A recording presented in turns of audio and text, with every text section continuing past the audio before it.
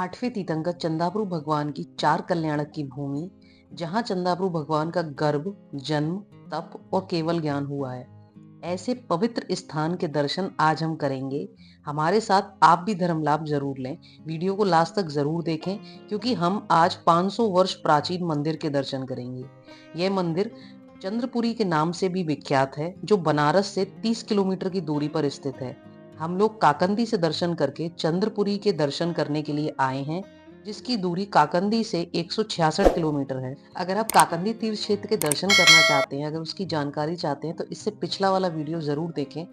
चंदाप्रभु भगवान के पद्मनाभ की अद्भुत कहानी भी हम इस वीडियो में जानेंगे, जिन्होंने हाथी के मुंह में युद्ध शुरू कर दिया था और हाथी व्यथित होकर क्या करने लगा, ये हम आगे जानेंगे। ये चंदाप्रभु भगवान है यहाँ के, इस मंदिर के। ये मूल नायक प्रतिमा है भगवान की। राजा पद्मनाभ चंद्रप्रभु भगवान के 5वें भव की कहानी है। ये कहानी बहुत ही प्रेरित करती है। घाती खंड द्वीप में रत्न संचयपुर नामक नगरी थी। वहां के राजा का नाम कनक प्रभ था और रानी का नाम स्वर्णमाला था। उनके पुत्र हुए थे, जिनका नाम था पद्मनाभ। वे बहुत ही महान थे। आगे 8वें तीर्थंकर चंदाप्रभु भगवान एक दिन पद्मनाभ के पिता राजा कनक प्रभ महल की छत पर खड़े। जब उन्होंने नीचे की ओर देखा तो पाया एक बूढ़ा बैल कीचड़ में फंसा हुआ था और तड़प तड़प कर मर रहा था। तभी यह देखकर राजा के मन में तीव्र वैराग्य उत्पन्न हो गया और वे अपना राजपाट अपने बेटे पद्मनाभ को सौंपकर श्रीधर मुनिराज के चरणों में चले गए। फिर उन्होंने उनसे दीक्षा ले ली। उसके बाद युवा पद्मनाभ ने राज्य को संभाला बहुत ही कुशलता से। सब अच्छा चल रहा था कि एक दिन नगर में एक मदमस्त हाथी कहीं से आ पहुंचा। मदमस्त हाथी मतलब उत्पाद मचाने वाला बेकाबू हाथी। लोग डरने लगे उससे। तब युवा राजा पद्मनाभ खुद गए नीचे। किसी सेना को आदेश उन्होंने नहीं दिया।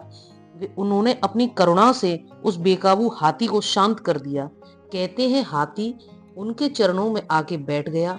उस हाथी का नाम पड़ा वनकेली, और देखते ही देखते वह हाथी राजा पद्मनाभ का सबसे प्रिय वाहन बन गया। बाद में पता चला कि वह हाथी वनकेली पड़ोसी राजा पृथ्वीपाल का था। वो जंगल में कहीं खो गया था। जब राजा पृथ्वीपाल को पता चला तो उन्हें बहुत बुरा लगा कि उनका हाथी राजा पद्मनाभ के पास है। इसे उन्होंने अपना अपमान समझा। फिर उन्होंने अपना दूत भेजा पद्मनाभ के पास कि मेरा हाथी मुझे वापस दिया जाए, नहीं तो युद्ध होगा। स्थिति ऐसी बिगड़ी कि जब राजा पद्मनाभ के बेटे युवराज स्वर्णा ने जवाब में कहा कि हाथी नहीं लौटाएंगे। यह सुनकर युद्ध हुआ, बहुत ही भयंकर युद्ध हुआ। पद्मनाभ ने के सेनापति भीमलत वह पहले तो घायल हुए थे, लेकिन ठीक होकर उन्होंने बदला लिया पृथ्वीपाल के सेनापति से और सेनापति को मार दिया। दूसरी तरफ युवराज ने बहादुरी दिखाते हुए पृथ्वीपाल के बेटे धर्मपाल को बंदी बना लिया। अंत में दोनों राजाओं के बीच में भी युद्ध हुआ। तब राजा पद्मनाभ ने राजा पृथ्वीपाल का एक विशेष अस्त्र चलाया उन पर और उनका सिर धड़ से अलग कर दिया। पद्मनाभ युद्ध जीत गए। अंत में एक सैनिक ने युद्ध की जीत के जोश में पृथ्वीपाल के कटे हुए सिर को भाले पर टांग दिया। यह राजा पद्मनाभ ने जब देखा तो उन्हें बहुत गिलानी हुई। उन्हें अपने पिछले जन्म की याद आ गई। जाति स्मरण हुआ कि वे चक्रवर्ती सम्राट थे। उनके पास 84 लाख हाथी थे और एक बड़ा साम्राज्य त्याग कर उन्होंने दीक्षा ग्रहण कर ली थी। और इस भव में उन्होंने हाथी के मोह में इतनी बड़ी हिंसा कर दी। उसी क्षण उन्हें एहसास हुआ कि यह सब कितना निरर्थक है।